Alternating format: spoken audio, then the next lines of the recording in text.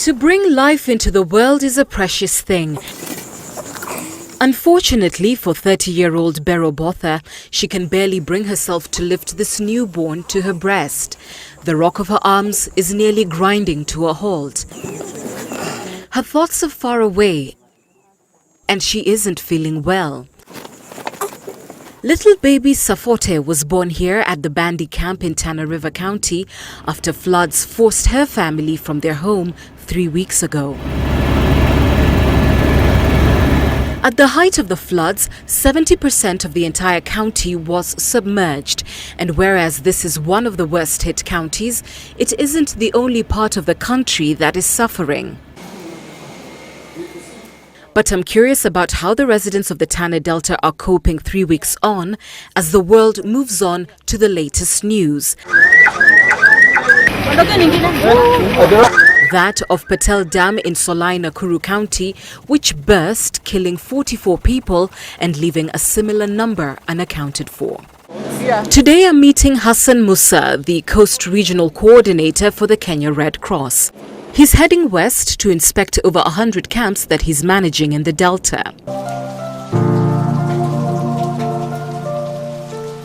Hi, I'm Kiguta on special assignment. Today we're heading to the Tana Delta, which has borne the brunt of 3 weeks of flooding throughout the country. 240,000 households plus have been left displaced. There's at least 158 people who are dead countrywide. Where we're going to is a region that has seen the worst of the flooding in the coast region.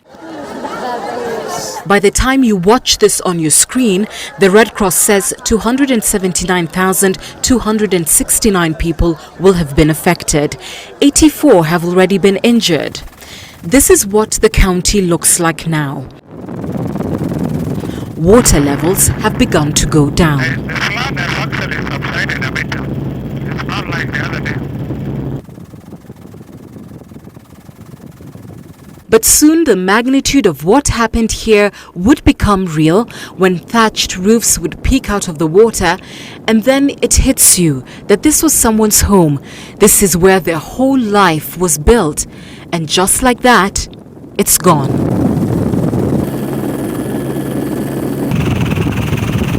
After a few minutes, we would find the so-called higher ground near the Garsen-Lamu Road. Tents dot the land. That is where we're headed.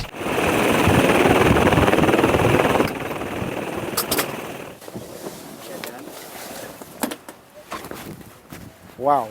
Hi. Hi, welcome. Thank you. Thank you so much. It's a place where people are really in need of you and other Kenyans. I'm here. I think they need you more, but I'm here. Yeah, sure. Yeah. Meet my colleagues. Right. Ken. Hi, Ken. How are you? I'm Daniel. Daniel.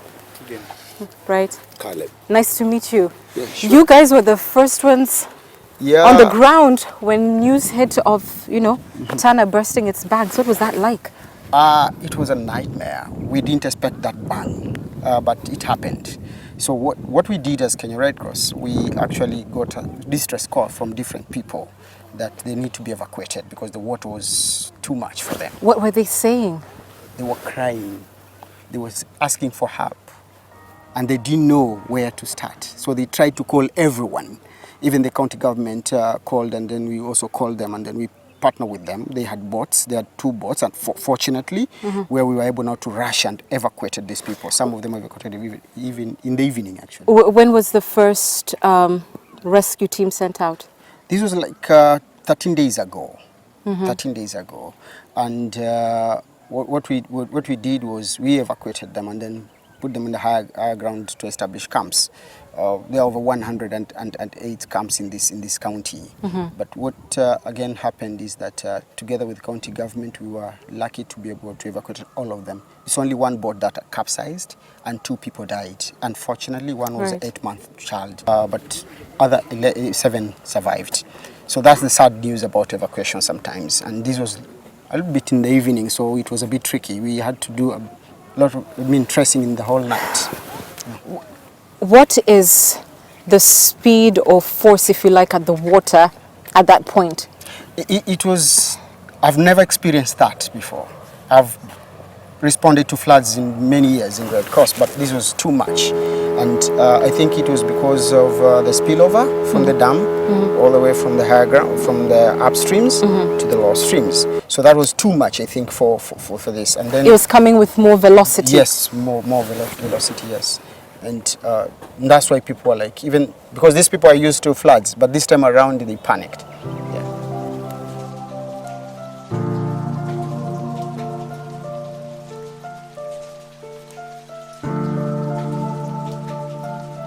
"12,000 households are not affected, and out of 12,000, 11,000 are in camps.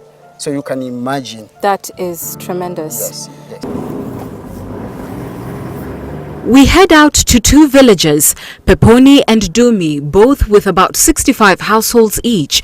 It's a 10-minute drive to where the water levels have reached, and after that, a 45-minute dangerous boat ride into crocodile-infested waters. What would you say is the physical and emotional state of people at the camps? Yeah, I think these people, they've really been affected by these floods, and if you look at it, they were not prepared. They were not prepared, so they've been traumatized, some of them. And remember, one of the camps that we visit today, there were 3 women who were expectants, and they delivered at the camp. And the facility there there were no facilities for them to access by then. Right. So they're wondering what next, and for how long are they going to suffer this way? But when you say, they're not prepared, I mean, obviously, these are not people of means per se. These are just ordinary villagers who are trying to get by.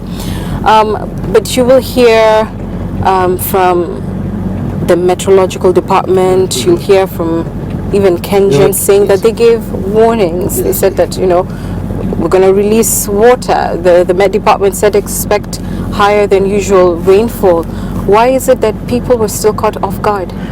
One, I think, is human nature sometimes, especially Kenyans. But more important, I think, is they didn't expect that much. Okay, they knew they'll experience floods, but as I mentioned, these people have been into these floods year in, year out, but it wasn't at this magnitude. Yeah, so because they live on floodplains. Yes, floodplains. So they're actually prepared in their own small way. But I think this one was too much for them to bear. Why are we allowing our people to settle on floodplains? I think that's a good question, but I can tell you, if you tell them to leave today, they won't. Because this is the only fertile, not the only, these are fertile lands. He would be vindicated later when I spoke with locals, and that is where the problem begins. At the time that the floodwaters had pretty much hit capacity, the water levels were right where you see the mud behind me. But that has changed in the now 2 or so weeks with water levels subsiding. So just take a look. The water is that far back now. We understand at the height of it, it was about 7 meters deep. Now the Red Cross estimates it's probably about 5 meters, but 5 meters is still a lot of water. Remember, it's carrying a lot of silt and debris from houses that, have been swept away. We're going to have to get on a boat now, and it's getting pretty warm. By the time we landed, there was still a little bit of drizzling. I mean, it's been raining on and off. But it seems like it's going to be a fairly warm day. I'm going to meet a man called Omar. Omar and his family were luckily, rescued by the Kenya Red Cross once the downpour began, and they've lost everything. He tells me he's lost his house. He's going to show me where exactly he lived, raised his children, had life and livelihood before all this madness began.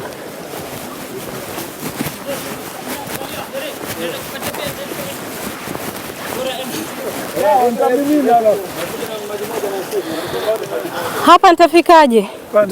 Nipite na hapa. Kanyaga mawe, nitakusaidia. Utanisaidia? Yes. Asante. You will help me? Yes, just step on this stone. Okay. There we go. All right. Shall I walk on the log or on the stones? On the stone. Okay. Thank you. Try to balance. I'll try to balance. Yes, there you are. Thank you. You're a good man. Welcome.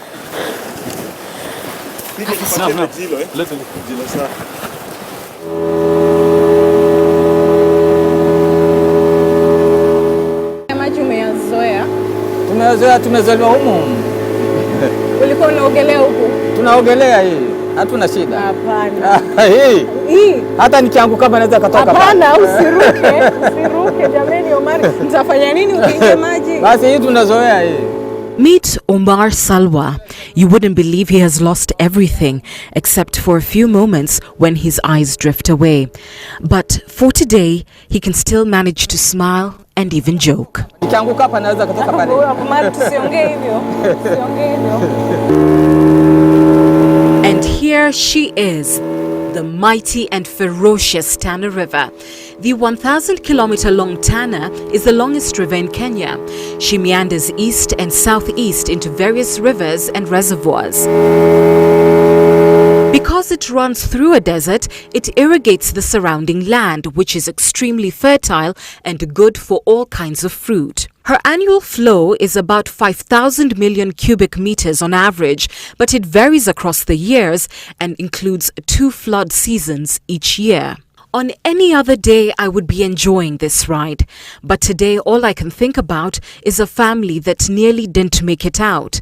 2 people have drowned in these flood waters, and for the next few minutes, we are all quite reverently silent as we see her, Tana, at full strength. I notice Omar's demeanor has changed. His mind is now far away. We are close to what was once his home. This is the first time since the floods that the Red Cross has been able to spot the top of these trees. And somehow, instead of providing relief, it only paints a picture of how devastating it all was. Haya maji yalipokuja yalitutatiza sababu ilikuja usiku tunalala. Unaona? Sasa usiku hiyo watu wakaanza kupigana masimu na kurusha vyombo sasa ili sasa tujaribu kutoka nje. Bomu yangu ilikuwa hapa bomu yangu. Ilimalizwa kabisa, kitu cha kuona ni ile kidogo tu ile ni lakini hakuna, ni mlima tu hapo venye unaona lakini hakuna kitu. Mtarudi? Tutarudi baada kama kikauka ya maji. Maanake ni nyumbani na hapo ni shambani. Tukikaa kule barabara na hatutolima, lazima turudi pale mjini angalau tupate zile shamba zetu tulime. Na serikali ikisema inaweza watafutia shamba ili muwe mahali ambapo hakutakuwa na mafuriko tena. Itakuwa ni vigumu, maanake kama mtu akigura pale shambani anaenda nje huko, ni mahali ambapo kidogo hapo tutatiza hapo.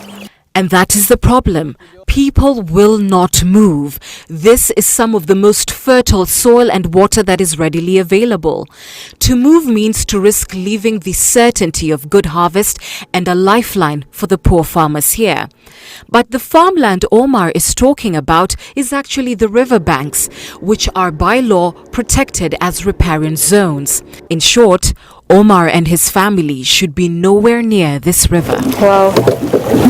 Are you saying this was dry ground? Yes.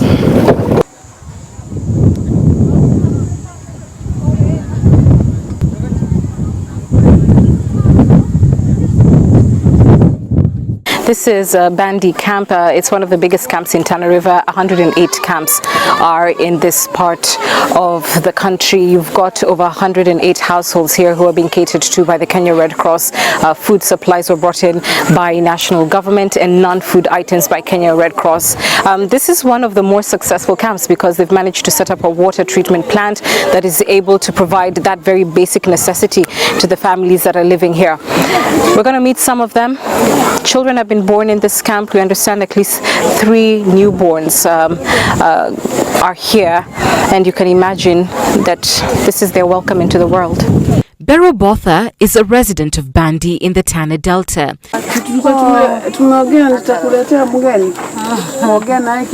She has now settled at Gamba, which houses the Bandi Camp.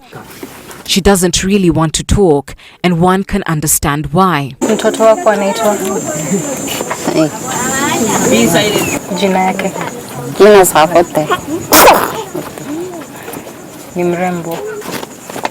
She gave birth to her last-born and 10th child a few days ago. But it has taken a toll on her. She says all the other deliveries were easy, but this time she lost too much blood. She can't move around and she gets dizzy all the time. But even as she struggles, she can spare a minute for girl chat. She thinks I have many childbearing years ahead of me.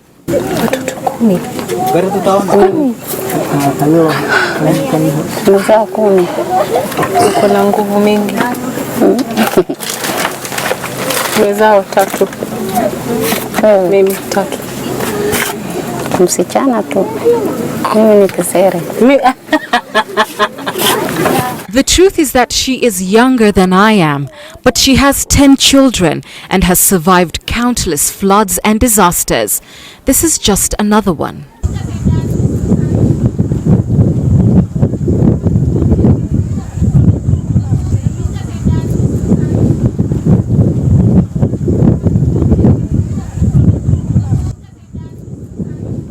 Habona Galgalo is also 30.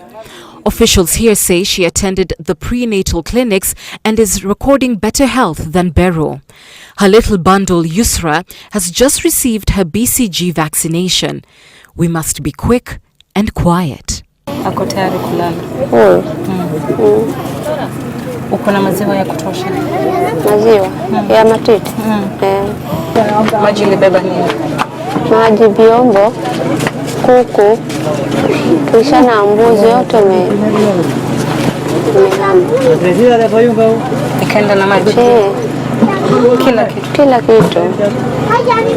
Uliweza aje kutoka? Hawezi kutoka manake iko na mimba. Bana peke yake. Iko na peke yake, watoto anachukua. Vyombo ngine kirudi tena ashamechukua maji. But at least she and her whole family got out safe. Unlike this family, they are the ones everyone is talking about. They lost 2 children when their boat capsized. Khadija Mohammed is 8 years old. She won't speak to us today, but she'll let us take her picture. She miraculously survived that tragic night. Red Cross divers found her 7 kilometers away from where the boat capsized. Officials here say they don't know how long this camp will remain open. They say even after flood waters subside, they would caution villagers against returning immediately. The risk of disease outbreak is still very high. Thankfully, a water treatment plant is up and running, and that's a big win. But food is running out. This little ration of food is all that is left for this household. A bag of rice well spent will have to be rationed carefully. Here, one could have rice and a cup of black tea, which keeps the stomach quiet. The beans ran out a long time ago. A mobile clinic caters to the population. It will have to do for now. Unfortunately, more bad news may be on the way for these people. Last week, Kengen warned that the massive Masinga Dam could reach capacity this Thursday. We flew overhead to see the situation, and from the look of things, the residents of the Tana may not be out of the woods just yet. I'm Kiguta on assignment.